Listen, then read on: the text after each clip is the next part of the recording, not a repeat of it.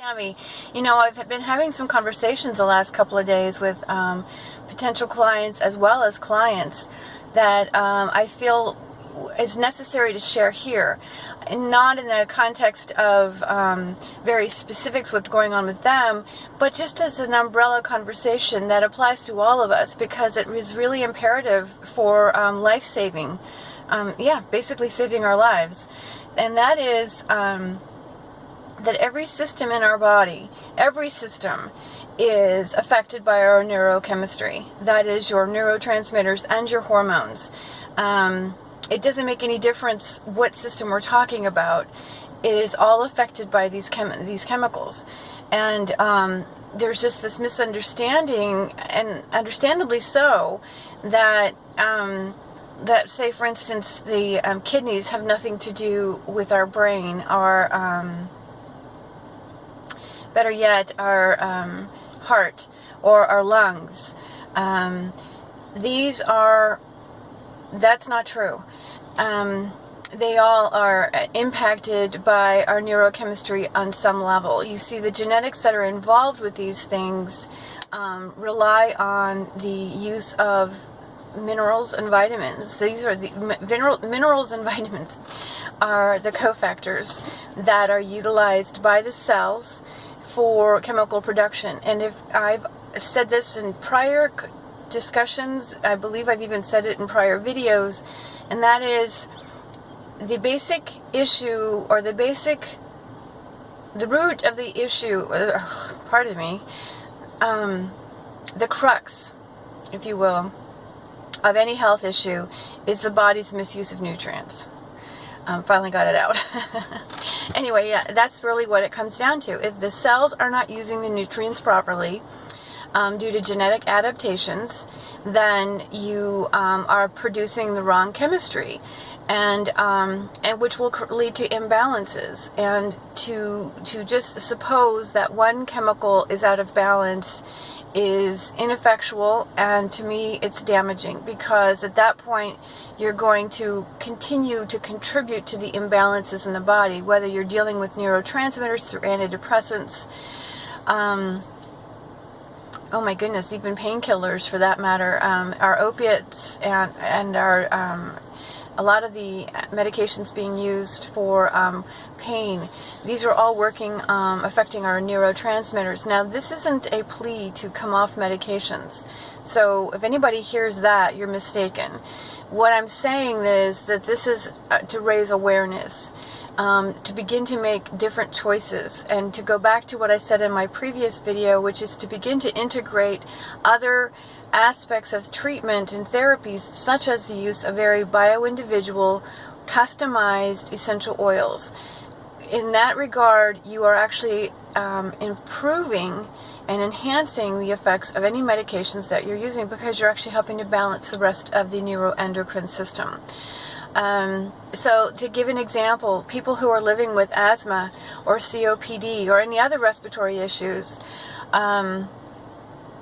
or for that matter, indigestion and acid reflux, thickening of the blood, cardiovascular issues. Believe it or not, these are all linked to nitric oxide production. And when that is not happening in an effective way, that is in part due to the fact that calcium could potentially not be being used properly.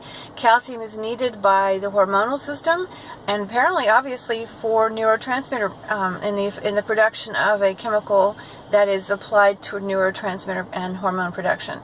So, when the calcium isn't being used, now you have other issues, and you can't, like I said, you'll have thickening of the blood. You can have other weight issues. Calcium is also needed by the body to metabolize fat.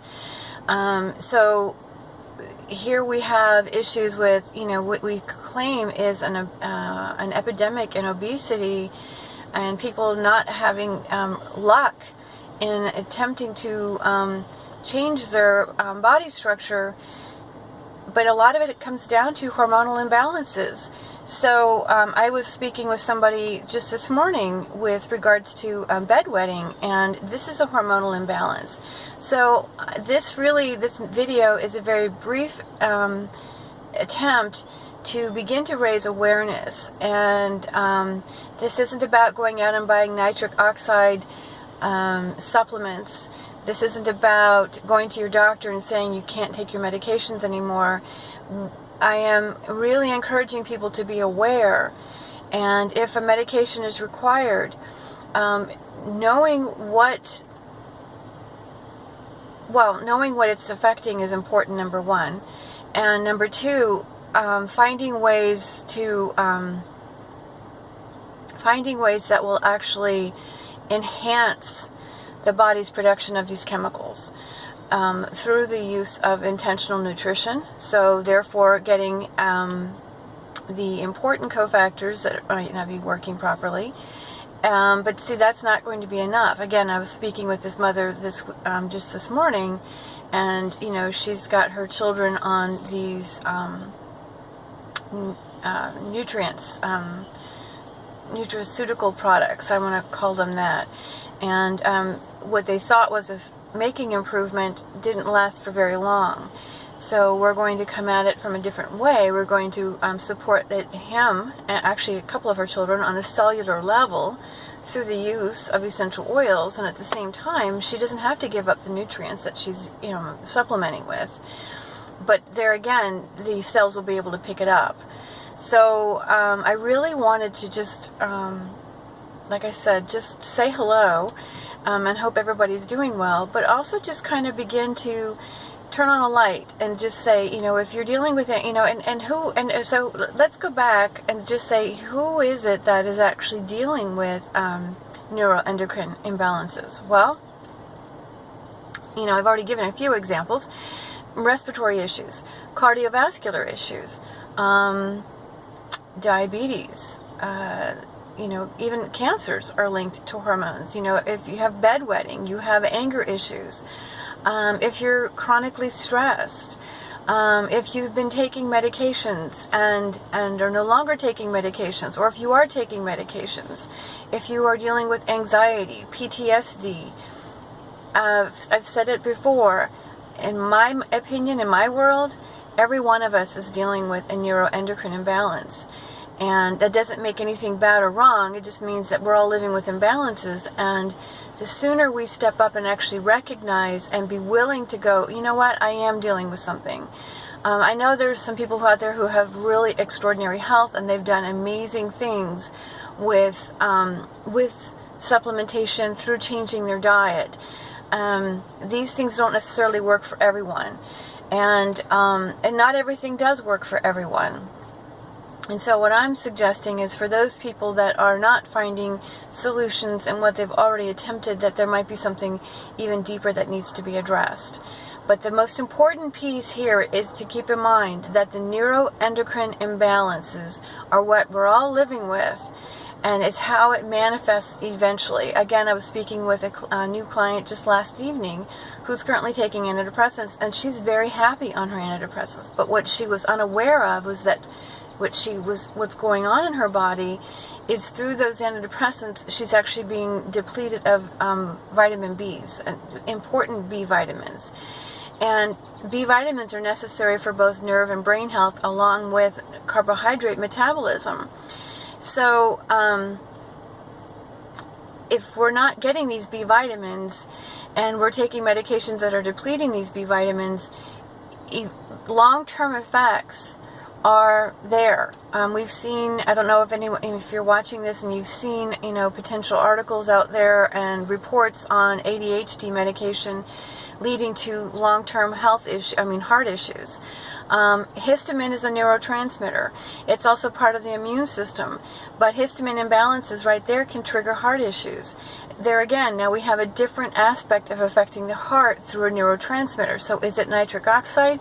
Is it the immune system? The only way to answer that question is through a dialogue of what exactly is going on within your body, and assessing it from the reports that you provide in order to determine the best angle to go at it. And it might reveal different things, but the fact is that you have to be willing to work with it and stick with it. There's no one size fits all. That's what I was going to say. But the interesting thing is that we have to keep in mind also is that health issues develop over time. You don't get a cold, you're not exposed to a cold yesterday and have it today. It takes time to actually build, and I should say, to develop, to build in the body. At which time, eventually you will get the cold, and that's really the healing crises. So it takes you a few days. Now, colds are minor, right? I have clients who have MS. I have clients who have MD, and other chronic health issues. These are things that took years to manifest. It took years for them to actually reveal themselves. So we're not going to see 100% improvement overnight, but what we are seeing is a slow progression towards, feeling better, being better, body performing better. And it's because you have to allow the body to unravel and reset. Chemical imbalances go deep. It's not like you just have a histamine imbalance and all of a sudden you stop eating high histamine foods, or you start using antihistamines. I mean, yes, the antihistamines work, but keep in mind, for every action there's an equal and opposite reaction. So to use an antihistamine, you're also affecting the body somewhere else. So it does take time, and that's why I say, heart issues, respiratory issues, digestive issues, you might be addressing it, or immune issues. You could address the one, but there's going to be other imbalances somewhere else, and it may not be as significant, but you have to work with your body, because your body is the only body you have. It's the vessel you have to do your life's work. So being easy with that and celebrating every small step is really where it begins. And then keep in mind, that also helps to relieve the stress. And that's the kindness part, right? Because the easier you are on yourself and the kinder you are, the less stress. Because stress will, it doesn't make any difference how many medications, how many herbs, how many oils, it doesn't make any difference. It doesn't make any difference how clean your diet is. If you continually expose yourself to stress, albeit your own, or from external stresses, without finding some way to relieve that, you are chronically setting yourself up for chemical imbalances. So I pray that you are finding ways to breathe new life into your life, so that stress is the number one factor that you can begin to eliminate, and then begin to find other steps that will help alleviate and restore balance to the neuroendocrine system. Until then, my friends, have an absolutely beautiful day. I must run, and I will talk with you soon. Bye now.